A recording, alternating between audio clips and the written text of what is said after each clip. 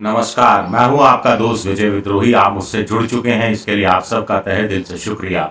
और अगले 8-10 मिनट में आपसे जुड़े रहने की कोशिश करूंगा।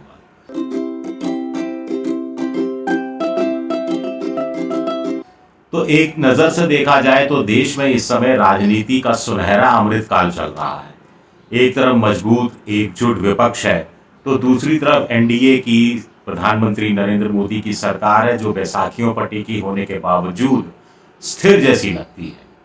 लेकिन इस अमृतकाल में सियासी अमृत का लाभ इन दिनों राहुल गांधी उठा रहे हैं और कहीं ना कहीं प्रधानमंत्री नरेंद्र मोदी को विष के घूंट पीने के लिए मजबूर किया जा रहा है।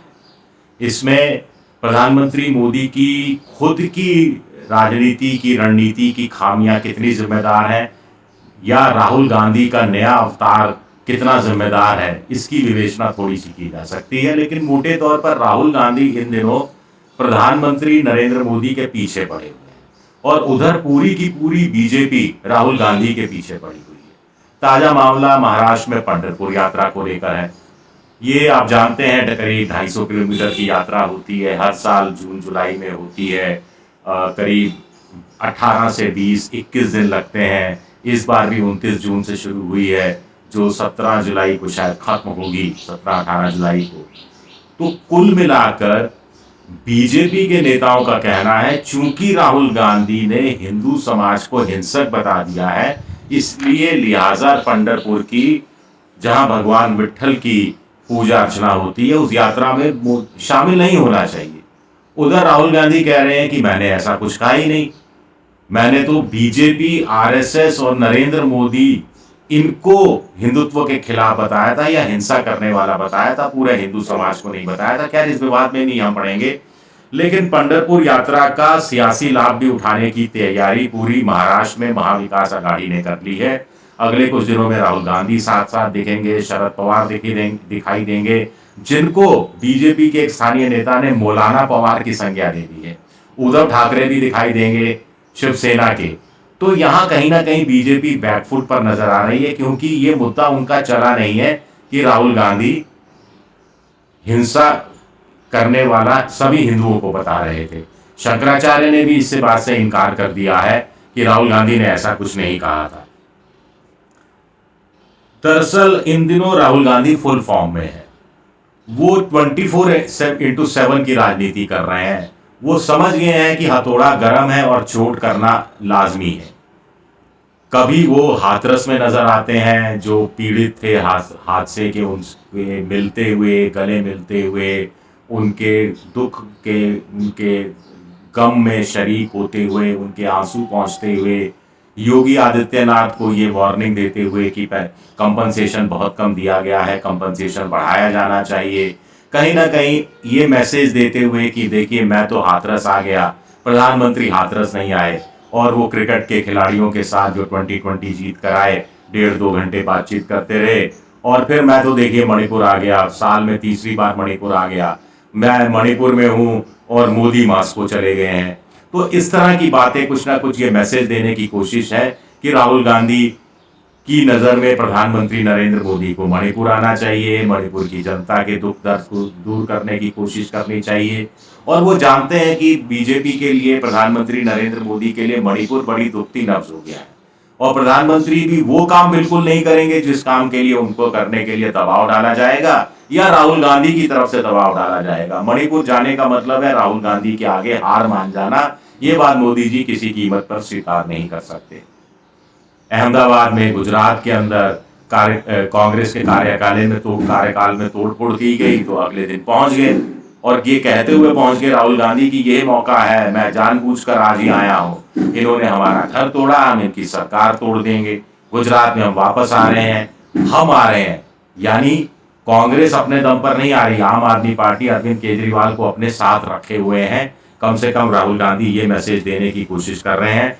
कुल मिलाकर वो लीडर ऑफ ऑपोजिशन है, एलओपी है, लेकिन खुद को वो लीडर ऑफ पीपल, जनता का नेता, ये साबित करने की पहल कर रहे हैं। ये कुछ कुछ वैसा ही है जैसा 2014 में नरेंद्र मोदी जब प्रधानमंत्री पहली दफा बने थे, तब उन्होंने कहा था कि मैं प्रधानमंत्री नहीं हूं, मैं प्रधान सेवक हूं। अब राहुल गांधी भी कह रहे हैं मैं एलओपी लीडर ऑफ अपोजिशन नहीं हूं, मैं लीडर ऑफ पीपल हूं। अब कुछ लोग कह रहे हैं कि राहुल गांधी की नजरें पूरे विधानसभा चुनाव पे हैं, झारखंड पर, महाराष्ट्र पर और हरियाणा में। यहां अगर बीजेपी बुरा करती है तो इंडिया के बल्ले बल्ले हो जाएंगे, इंडिया पॉलिटिकल फ्रंट के। एक टेम्पो बनाकर रखा था, एक मोमेंटम खड़ा करके रखा था लोकसभा के पहले सत्र के दौरान। अब छुट्टियां हैं, 22 से नया सत्र है, बजट सत्र है, तो उस टेम्पो को बनाए रखना चाहते हैं। यानी पहला राउंड अगर राहुल गांधी के पक्ष में गया बॉक्सिंग का, सियासी बॉक्सिंग का, तो अब पंच मार रहे हैं वो बाहर निकलकर।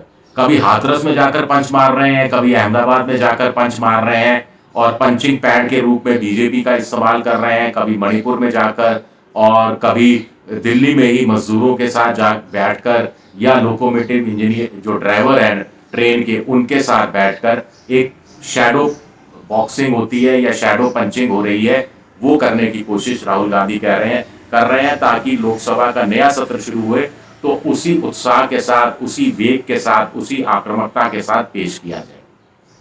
लेकिन राहुल गांधी के सामने कुछ बड़ी चुनौतियां भी हैं। एक सबसे बड़ी चुनौती उनके सामने ये है कि जो उन्होंने खुद स्वीकार किया, कांग्रेस की बड़ी चुनौती ये है कि कांग्रेस में रेस के घोड़े कम हो गए हैं, बारात के घोड़े ज्यादा हो गए हैं और इन बारात के घोड़ों को विश्राम देने की जरूरत है या उनको रेस के घोड़ों के साथ खपाने की जरूरत है। तो ये जब तक ये काम नहीं होगा तब तक कार्यकर्ताओं का उत्साह तो अपनी जगह ठीक है, लेकिन जनता का जुड़ाव उस रूप में हो पाएगा नहीं हो पाएगा, इसको लेकर संशय है और खेमेबाजी है, गुटबाजी है। जहां जहां कांग्रेस का संगठन कमजोर है वहां पर कम से कम 2 या 3 नेता आमने सामने की लड़ाई लड़ते हुए नजर आ रहे हैं और कोई एक सर्वमान्य हल अभी तक राहुल गांधी नहीं निकाल पाए हैं मल्लिकार्जुन खड़गे के साथ मिलकर। ये एक बड़ी चुनौती है। दूसरी बात है कि बीजेपी ने, प्रधानमंत्री नरेंद्र मोदी ने कोई कच्ची गोलियां नहीं खेली है। अगर कांग्रेस को पता है कि झारखंड, महाराष्ट्र और हरियाणा में अगर इंडिया पॉलिटिकल फ्रंट जीतता है या बीजेपी का गठबंधन हारता है तो कितना बड़ा फायदा इंडियन पॉलिटिकल फ्रंट को सियासी रूप में हो सकता है, तो बीजेपी के नेताओं को भी अच्छी तरह पता है कि झारखंड में अगर वो सरकार अपनी बनाने में कामयाब नहीं हुए या महाराष्ट्र और हरियाणा में अपनी सरकार को बचाने में कामयाब नहीं हुए तो इससे पूरी राजनीति उथल पुथल मच जाएगी। पूरी राजनीति में मोदी का चेहरा वैसे भी विधानसभा चुनाव में लोकसभा चुनाव की अपेक्षा कम दिखता है, तो ऐसे में वहां भी सवाल उठेंगे। मोहन भागवत की आरएसएस भी कुछ सवाल खड़े कर चुकी है। हाल ही में जो नीट की परीक्षा को लेकर सरकार का जो नीति थी उसको लेकर अखिल भारतीय विद्यार्थी परिषद ने जो अपना रोष, जो अपना असंतोष व्यक्त किया, वो काबिले गौर है, वो गौर करने लायक है कि वो एक बड़ा चेंज सामने देखने को आया। और प्रधानमंत्री भी इसी तरह से जानते हैं कि ये 3 राज्यों में उनकी खुद की व्यक्तिगत प्रतिष्ठा, व्यक्तिगत उनकी पॉपुलैरिटी, उनका चेहरा, उनकी सरकार, सब कुछ दांव पर लगा हुआ है।